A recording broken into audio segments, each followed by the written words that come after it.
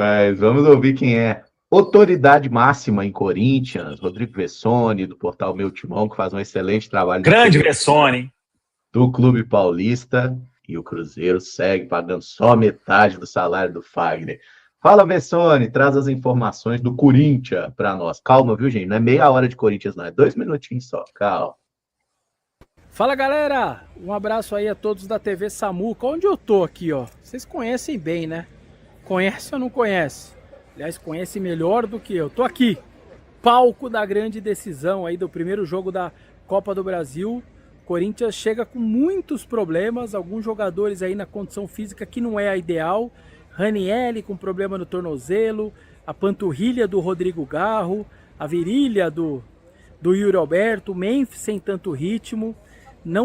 Vários jogadores aí chegando numa situação que não é das melhores, mas é que nessa hora esses jogadores certamente deixaram muita coisa de lado.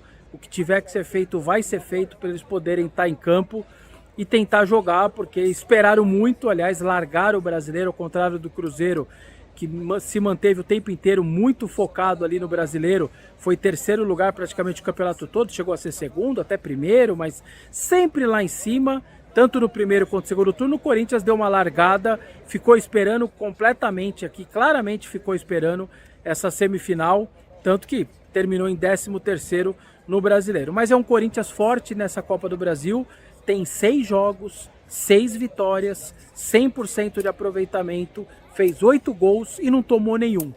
Passou pelo Novo Horizontino, que é sempre muito forte na Série B, passou pelo Atlético Paranaense, que subiu da Série B, e claro, a melhor e maior das vitórias contra o Palmeiras, com 2 vitórias, tanto em casa quanto fora. Então é uma Copa do Brasil impecável do Corinthians, com 6 jogos, 6 vitórias, 8 gols feitos, nenhum tomado, e é com esse retrospecto que o Corinthians vem ao Mineirão tentando esquecer de tudo que aconteceu no Brasileiro, inclusive o 3-0 aqui, né? Valeu, abraço a todos. Então tomara que o Corinthians esqueça do 3-0, para ele ter outro 3-0 para se lembrar. Olha que coisa maravilhosa. Mas enfim, meus amigos, sobre o Corinthians, então, o boletim do Vessone aí reforça aquelas observações que a gente já tem.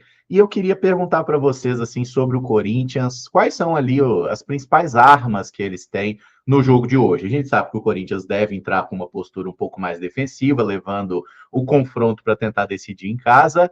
Mas qual que é o perigo que o Cruzeiro tem que ter ali na questão dos contra-ataques ou em jogadores tecnicamente mais qualificados? Começa essa, Amanda. O que você acha que o Corinthians tem de melhor e que pode causar problemas ao Cruzeiro? Caramojo, começando de trás para frente, né? Corinthians tem um bom goleiro. É claro que nós não sabemos em quais condições para essa partida chega o Hugo Souza, mas é um bom goleiro. Na linha de defesa, tem 2 laterais que marcam, que não sabem tanto marcar, mas são jogadores que se dispõem a estar no setor ofensivo e fazer esse jogo mais apoiado. Tem uma dificuldade maior para o sistema defensivo, mas vale o Cruzeiro ficar atento a essas 2 peças, né? Se for o Matheus Bidu pelo lado esquerdo e o Mateuzinho, principalmente pelo lado direito. Se tratando de um esquema que vai possibilitar tentar fechar um pouco mais, povoar um pouco mais o meio, são jogadores de pegada. O Maicon é um jogador de pegada, o José Martínez também é um jogador de pegada, o Carrídio e o Bidon são jogadores que sabem ter um pouco mais da posse da bola e sair um pouco mais para o jogo com ela em posse, mas são jogadores também de marcação que podem eventualmente também ajudar o sistema a proteger um pouco mais o sistema defensivo. E eu acho que o grande destaque do Corinthians fica em 2 peças individuais, né? O Memphis e também o Yuri Alberto. É claro que nós não sabemos em quais condições físicas esses 2 atletas vão estar dentro da partida. O Yuri é um jogador que tem muita explosão física, é até um pouco parecido na minha interpretação com o Caio Jorge, né? De ser vertical, de usar muitas vezes essa transição, abaixar um pouco mais a linha para ter campo para se movimentar e utilizar da sua explosão e da sua velocidade também. É um bom definidor. O Memphis, a mesma coisa, tem boa bola parada, tem bom chute também, de média e longa distância também. Então, acho que o jogo deles passa muito pelas peças individuais, que quando estão numa noite feliz, costuma o coletivo também ser muito forte. E é claro que eles vão se apoiar na campanha que tem feito dentro da Copa do Brasil, né? Uma defesa que tem solidez, até então não tomou nenhum gol, um sistema que foram de várias vitórias até aqui, e tem até uma campanha melhor do que a campanha do Cruzeiro, que o Cruzeiro tem um empate, né, nesses 6 jogos, o Corinthians não tem. Então, tudo isso que para a gente pode vir a ser algo simples, para eles não. Eles querem pegar mesmo essa campanha, esse bom retrospecto dentro da própria Copa do Brasil para se afirmar dentro da competição. E é um jogo de detalhes, né? Qualquer detalhe pode fazer a diferença a favor ou contra o Cruzeiro. E por isso, acho que o Cruzeiro precisa se dedicar muito nessa parte mental. Por mais que do outro lado tenha qualidade, o Cruzeiro também tem muita qualidade, mas é um jogo muito contornado pelo emocional. E com relação à parte anímica, o Cruzeiro chega mais confiante por estar mais regular dentro da temporada. O recorte do Campeonato Brasileiro mostra muito bem a posição que o Cruzeiro termina e o que o Cruzeiro conquistou em comparação ao que o Corinthians, a posição que ele ficou e o que ele conquistou dentro do Campeonato Brasileiro, ficando até atrás, inclusive, do próprio Santos, que estava brigando para cair até a última rodada. Então, acho que isso já é uma resposta bem positiva.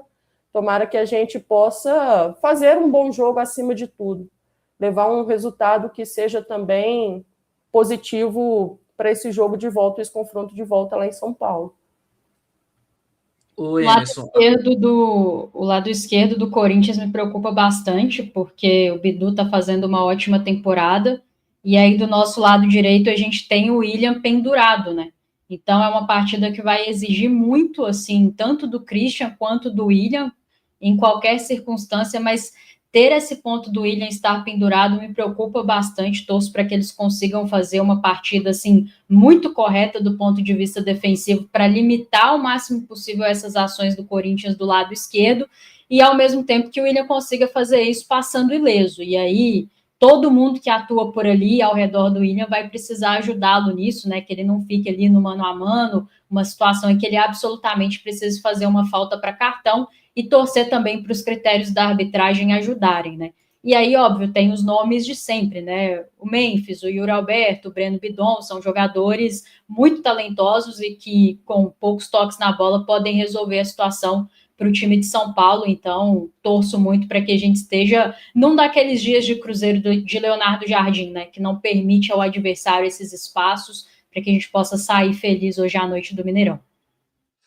As meninas falaram bem sobre os pontos fortes do Corinthians, e aí só para acrescer uma questão, a bola parada do Corinthians, né? O Corinthians tem uma bola parada bem forte, que carece de atenção do Cruzeiro.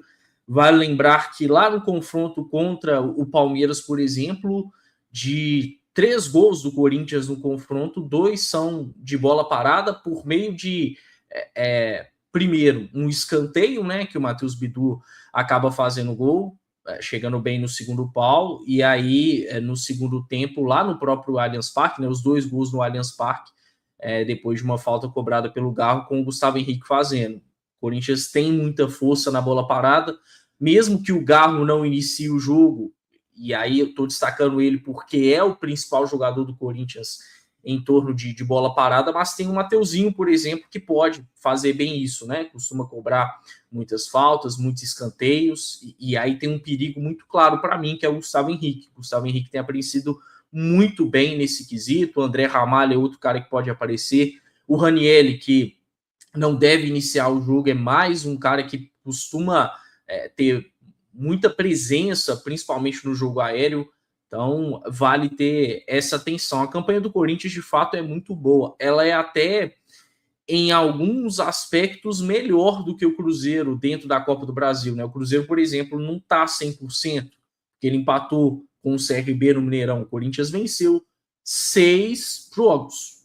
6 dos 6 foram vencidos pelo Corinthians. O Cruzeiro tem 5 vitórias, né? A gente fala tanto de um Cruzeiro que não sofreu gols, é o mesmo caso do Corinthians. A questão do ataque do Cruzeiro que está melhor, né? O Cruzeiro tem mais gols do que o Corinthians dentro da Copa do Brasil, mas é um adversário que, por mais que esteja numa temporada conturbada, que tenha feito um Brasileirão ruim, muito ruim pelo que se esperava, né? Quase nem fica na Copa Sul-Americana, tanto que chega aí com apenas uma vitória nos últimos 7 jogos, mas sabe jogar muito bem a Copa do Brasil. São 4 semifinais consecutivas, é tricampeão, tem 7 finais, tem um treinador que já conquistou a Copa do Brasil por 3 vezes, tem jogadores muito tarimbados. Então, não à toa, o Jardim teve aquele discurso depois do jogo contra o Santos de que não há favoritismo, né?